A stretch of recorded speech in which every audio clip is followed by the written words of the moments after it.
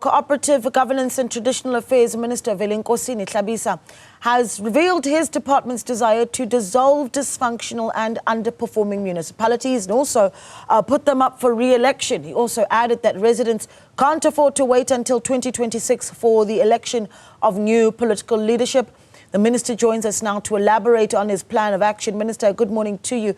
As CoGTA minister, one would argue that you've got quite the responsibility, right, to ensure that you've got a decent level of governance in the various levels of our government. And municipalities are a really big one because there are so many, and even in each of those municipalities, quite the responsibility. I think let's start with just where you are right now and your comfort levels of understanding the issues that are being faced on the ground in our local municipalities and how they're impacting on service delivery, some of the biggest concerns and red flags for you from a broader point of view. Thank you very much, and good morning to you, your colleague, and the viewers of Newzroom Afrika this morning. As you rightly say, we were sworn in on the 3rd of July. We have received a handover report from the previous minister of the department, and we have gone through the handover report. We have seen all outstanding matters which she handed over to the new administration. We are having our feet on the ground now. Over the past 3 weeks, we have been interrogating range of issues. Of course, the local government is a critical sphere because everybody in South Africa lives in a municipality and in a certain ward, and every service delivery happens in a municipality, not at a provincial or national space, but at a ward level where people live. So therefore, the municipalities play a key role in the development of our communities, in the provision of services to our communities. When I delivered the budget for the department last week on Wednesday, we delivered it under the theme, every municipality must work. The 257 municipalities must fully function because they are provided money through grants and DORA and a variety of categories. Right. And these municipalities must use this money for the benefit of people. Yeah. Minister, if you'll let me step in, because you mentioned 257 municipalities, and there are some that just, they stand out like sore thumbs that are really problematic. And if you'd allow me for us to zoom into some of those, and I want to start in the Northwest, for instance, where you've got the Tsobotla local municipality dissolved in the run-up to a by-election in 2022. It certainly has come into the hands of the ANC, come out of the hands of the ANC, then back into the ANC's hands as a result of all of these changes in power and by-elections and elections.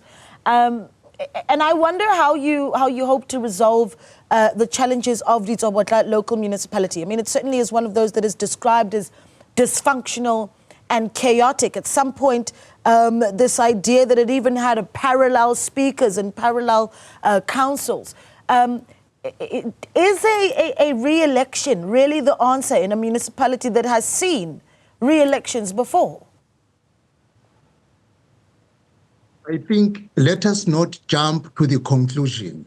The first thing that needs to be done, it is not Tsobotla alone. There is a couple of them, but it's more than one municipality which are in a serious dysfunctional state. What we will do firstly, we will engage these municipalities as the 7th administration.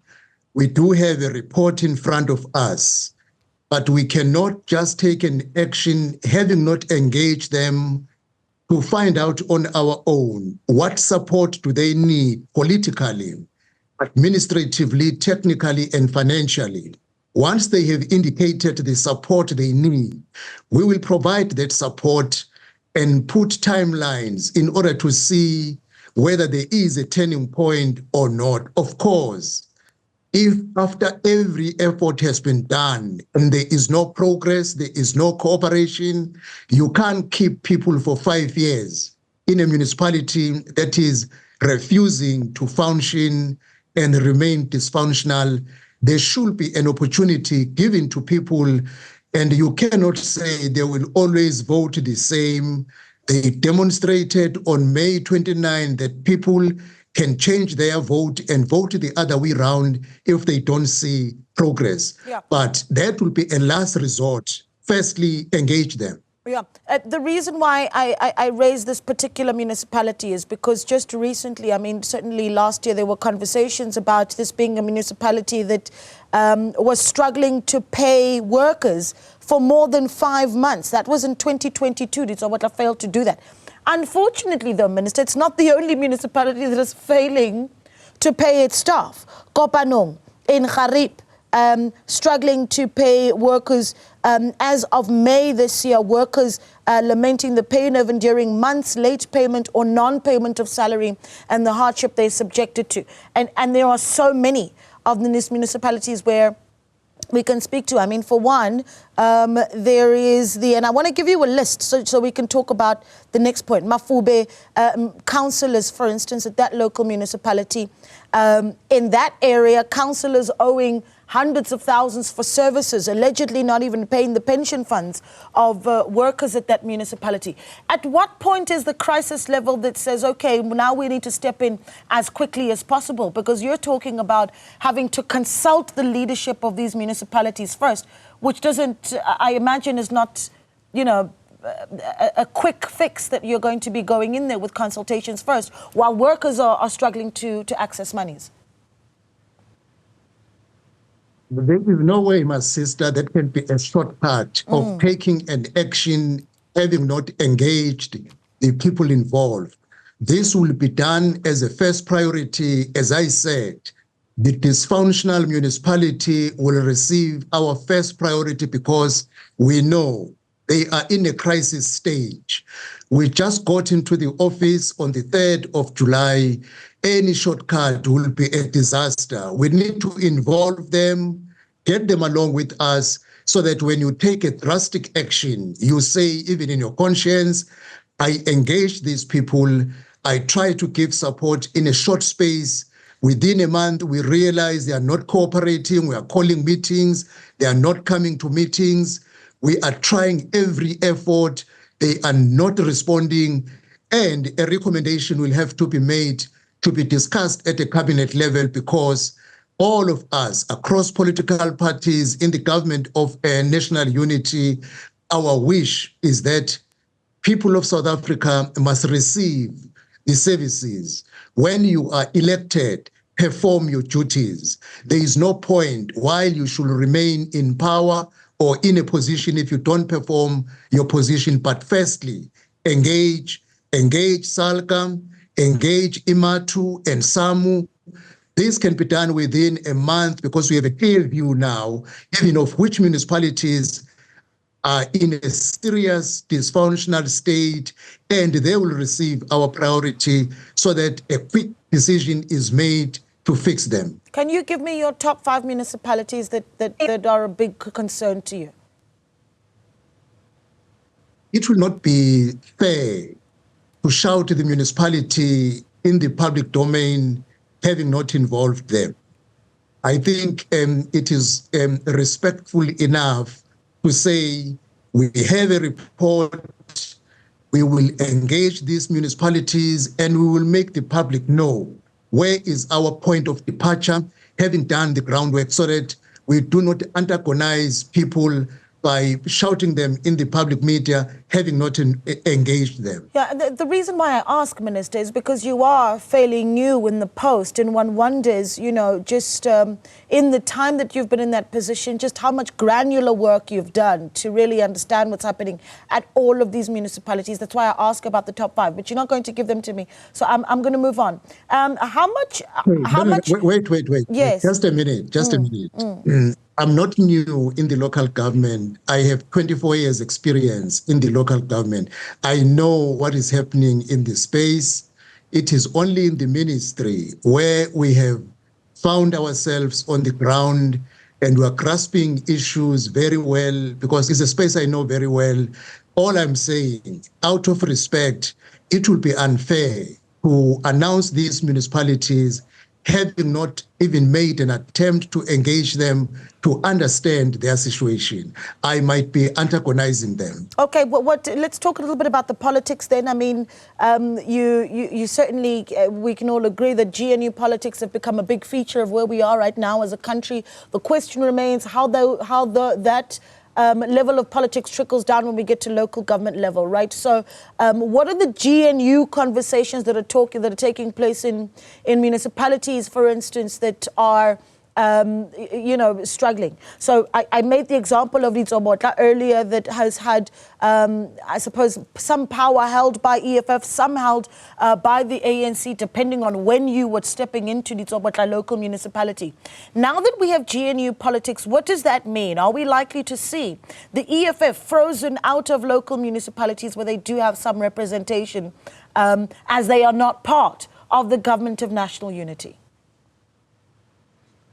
Anything is possible, my sister, in politics. But what we must understand, there is a difference. Elections on 29 May were not elections for 1 November 2021.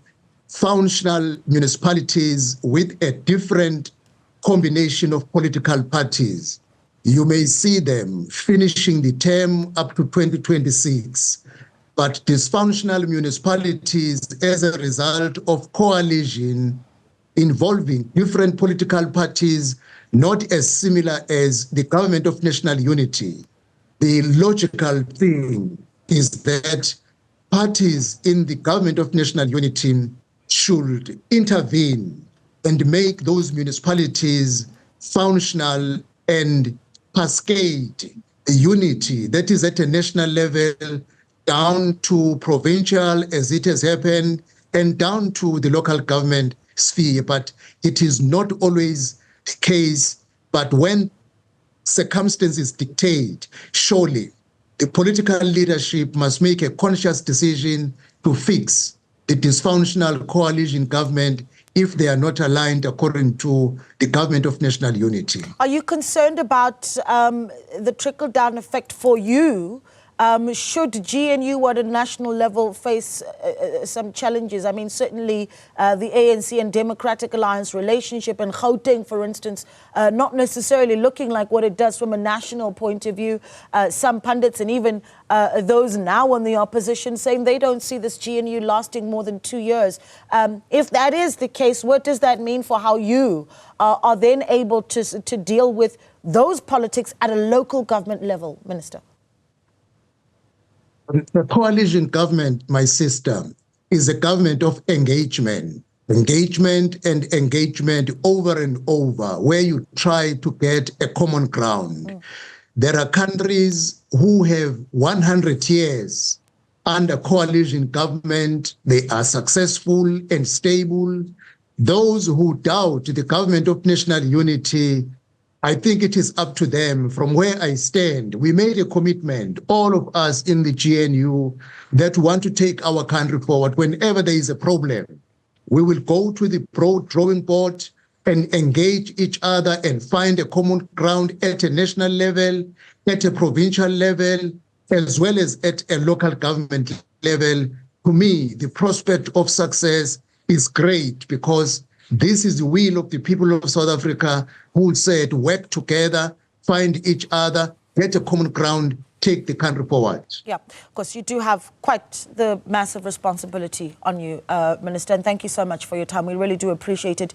Minister Velenkosini Hlabisa, who is the CoGTA, Cooperative Governance and Traditional Affairs Minister, speaking to us about how he intends to clean up our municipalities. And of course, we're going to keep checking in to see how he's faring where that is concerned.